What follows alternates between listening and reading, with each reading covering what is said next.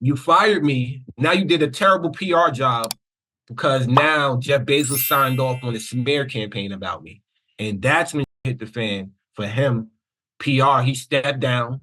And remember, they called me not smart or articulate. Ironically, they said to make me the face of the whole unionizing efforts against Amazon. Let me just say this, though.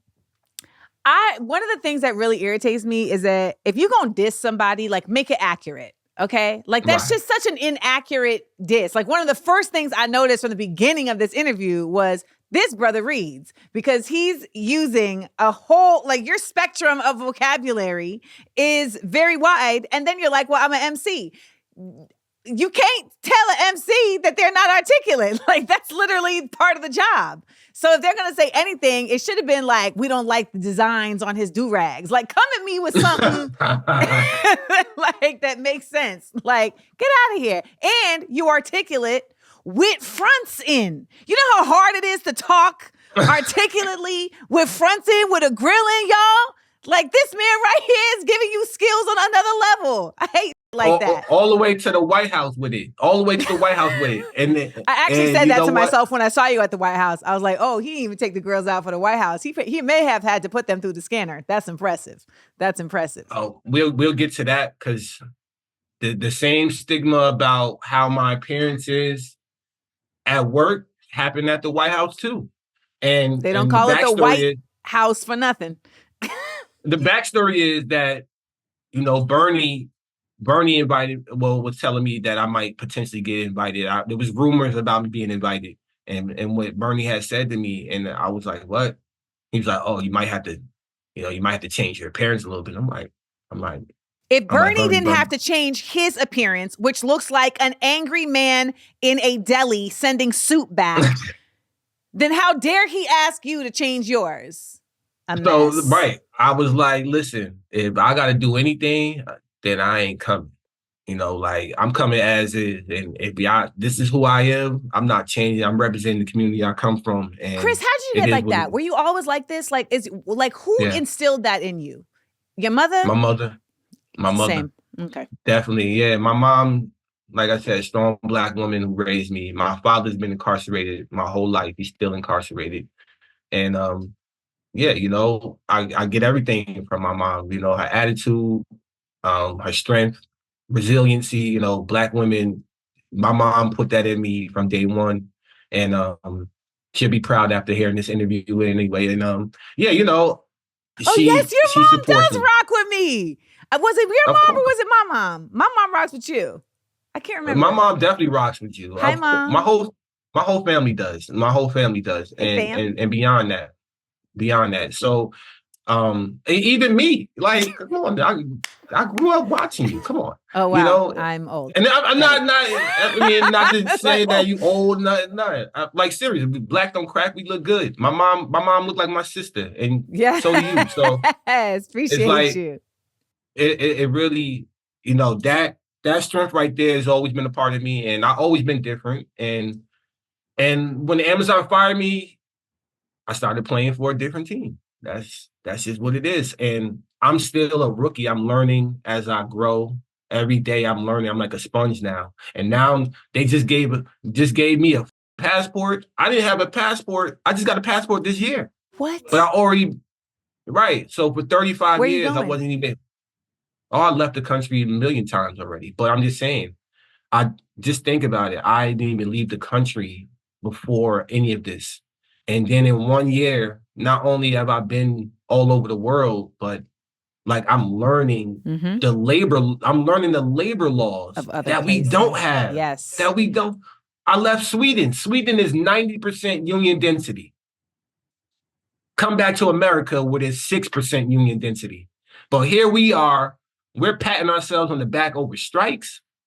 When they do strikes in other countries, they shut down the entire country. There's no water, there's no sanitation, there's no electricity, because all of the unions go on strikes for the other unions all together.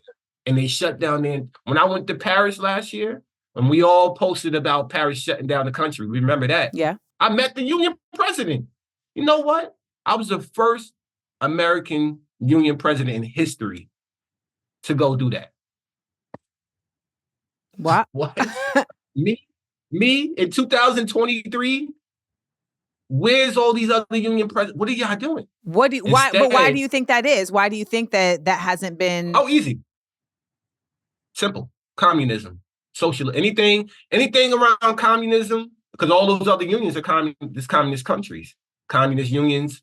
Anything around socialism, communism, Marxism, Americans don't want nothing to do with that. Why? So these politics, the Democrats. You think the Democrats want to go talk to politicians that are in the Socialist Party? No. But no. why? Because this is the thing. A lot of people don't understand this. Like, a lot of people we have been, as Americans, right? We have been just told these things without any context. Oh, communism is bad. Socialism is bad. And we're not taught about what they actually are to even determine for ourselves this is bad, right? Even the concept of democracy, we've been told that that's what this is. We do not live in a democracy, by the way. But we are told that this is a democracy. This is a republic, and at best, it's an autocracy, right? Where it's like these people at the top are making the actual final decisions based on what they want. Right. Like, we'll vote and hopefully like push the needle, but ultimately they have the final say. The democracy that's real means that we are the ones who are creating the final say. Like, whatever we vote on is going to be what it is. So I'm curious, like, in your opinion, why do you think they have been so adverse? What is it about socialism and communism that these other union and Democrats and labor leaders are so adverse to? If I'm a union president and I'm making what, 6 figures, getting union dues. I have a good relationship with the president. I got a good relationship with the Democrats. I can call Bernie up. I can call AOC up. I can call whoever I want to get them to come endorse me and I can vice versa, use the union dues to endorse them. I'm complacent. I don't need to organize. What I need to organize for? I'm already taken care of. Now, so it's the individualism. Of course. Let's have another conversation. How many Black union presidents you know besides myself? I'll wait. All right then. So like, Exactly. So these conversations are not being held. You're telling me in 2024 that the young Black man with grills in his mouth is the face of the labor movement in America? There's something wrong here. It's people want to just dissect who I am and why I'm doing this and what I do, but they're not really asking themselves, why am I the one that was chosen for it? Because it don't happen. The universe don't work that way. As I mentioned 3-4 years ago, it's not who I was, but God has what's already written. I don't know. I'm a messenger. What made you take this on, though? So, y'all, we about to head over to the SEAL Squad. So if you want to come and find out these answers to these questions for Mr. Chris Smalls, then you know what to do. Head on over to my Patreon.